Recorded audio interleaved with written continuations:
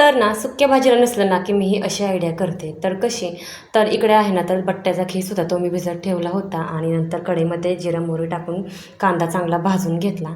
कांदा चांगला भाजला की तुम्ही लसूण खोबरं न टाकता नुसत्या कांद्यामध्ये पण ही भाजी बनवू शकता. त्यामध्ये आवश्यकतेनुसार काळं तिखट टाकलं. आता या भाजीमध्ये ना मीठ वगैरे टाकायची काहीच गरज नसते, कारण बट्ट्याचा खीस असतो ना त्यामध्ये ऑलरेडी मीठ आपण टाकून शिजू घेतलेलं असतं.